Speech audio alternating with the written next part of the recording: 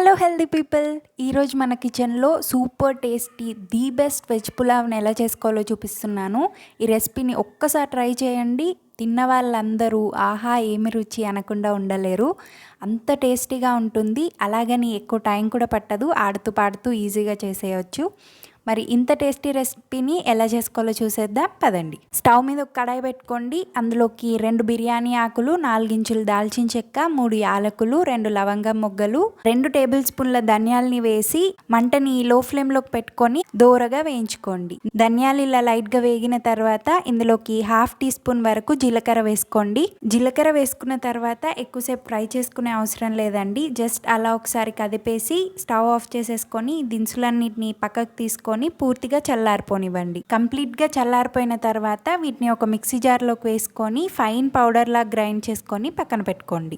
ఇప్పుడు ఒక గిన్నె తీసుకొని అందులోకి 1 గ్లాస్ వరకు బాస్మతి బియ్యాన్ని వేసుకోండి. మీరు ఈ బాస్మతి రైస్కి బదులుగా నార్మల్ రైస్నైనా యూస్ చేసుకోవచ్చు. నేను ఇక్కడ 200 గ్రాముల వరకు బాస్మతి బియ్యాన్ని తీసుకుంటున్నాను. బాస్మతి రైస్ వేశాక ఇందులోకి నీళ్లు పోసుకొని 2 సార్లు శుభ్రంగా కడిగిన తర్వాత తిరిగి నీళ్లు పోసి 30 నిమిషాలు నానబెట్టండి. పులావ్ చేయడానికి స్టవ్ మీద ఒక కడాయి పెట్టుకోండి. అందులోకి 4 లేదా 5 టేబుల్ స్పూన్ల వరకు నూనె వేసి నూనె వేడైన తర్వాత ఇందులోకి 1/2 టీ స్పూన్ జీలకర్ర, 1 బిర్యానీ ఆకు, 2 ఇంచుల దాల్చిన చెక్క, 2 యాలకులు, 1 అనాస పువ్వు వేసుకోండి. ఇవి లైట్గా ఫ్రై అయిన తర్వాత ఒక 2 చీల్చుకున్న పచ్చిమిర్చి వేసుకోండి. అలాగే 1/2 కప్పు వరకు సన్నగా కట్ చేసి పెట్టుకున్న ఉల్లి తరుగు వేసుకోండి.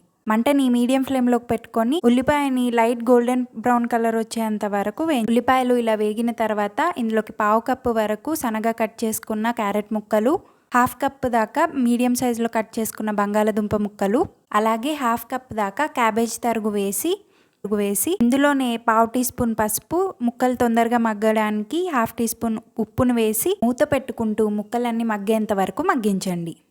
ఈ ముక్కలు మగ్గేలోపు ఇంకొక బర్నర్ మీద గిన్నెను పెట్టుకోండి. అందులోకి మనం ఏ గ్లాస్ తోటి అయితే బియ్యాన్ని తీసుకున్నామో అదే గ్లాస్ తోటి 1 గ్లాస్ బియ్యానికి 1.25 గ్లాస్ వరకు నీళ్ళను వేసుకోవాలి. నేను ఇక్కడ ప్యాన్లో చేస్తున్నాను కాబట్టి 1 గ్లాస్ బియ్యానికి 1.25 గ్లాస్ వరకు నీళ్ళని పోస్తున్నాను. మీరు ఒకవేళ ప్రెషర్ కుక్కర్లో చేస్తున్నట్టయితే 1 గ్లాస్ బియ్యానికి 1.5 గ్లాసుల నీళ్లు పోస్తే సరిపోతుంది. గిన్నెలో నీళ్ళని వేసిన తర్వాత 1 బిర్యానీ ఆకు, 2 ఇంచుల దాల్చిన చెక్క, 1 టీ స్పూన్ షాజీరా, అలాగే 1 అనాస పువ్వును వేసి మంటని లో టు మీడియం ఫ్లేమ్లో ఉంచి మూత పెట్టుకొని మరగనివ్వండి. చూడండి, ఇలా క్యారెట్ ముక్కలు, బంగాళదుంప ముక్కలు చక్కగా మగ్గిపోయిన తర్వాత ఇందులోకి మనం ముందుగా గ్రైండ్ చేసి పెట్టుకున్న మసాలాని 2 టేబుల్ స్పూన్ల వరకు వేసి అలాగే 1/2 టీ స్పూన్ వరకు కారంని కూడా వేసి అన్నీ కలిసే విధంగా ఒకసారి బాగా కలపండి. నెక్స్ట్ ఇందులోకి మనం నానబెట్టుకున్న బాస్మతి బియ్యాన్ని కూడా మొత్తం వేసేసి అన్నీ కలిసే విధంగా ఒకసారి మిక్స్ చేసుకోండి. అంతా ఇలా మిక్స్ చేసుకున్న తర్వాత మనం పక్కన మరిగించుకుంటున్న ఎసర్ని వేడి నీళ్ళని ఇందులోకి వేసేసి ఒకసారి టేస్ట్ చూసుకొని సాల్ట్ని అడ్జస్ట్ చేసుకోండి. మంటని లో ఫ్లేమ్లో ఉంచి గిన్నె పైన మూత పెట్టేసి నెమ్మదిగా కుక్ చేసుకోండి. ఇలా అడుగున ఉండే నీరు మొత్తం ఎగిరిపోయిన తర్వాత స్టవ్ ఆఫ్ చేసేసి ఈ గిన్నెని పక్కకు దించేసుకొని 5 నిమిషాల పాటు అలా వదిలేసి దాని తర్వాత సర్వ్ చేసుకుంటే టేస్టీ వెజ్ పులావ్ రెడీ. ఈ పులావ్ సైడ్కి ఏ గ్రేవీ లేకున్నా, ఏ కర్రీ లేకున్నా హ్యాపీగా తినేయచ్చు. చాలా టేస్టీగా, చాలా ఫ్లేవర్ఫుల్గా ఉంటుంది.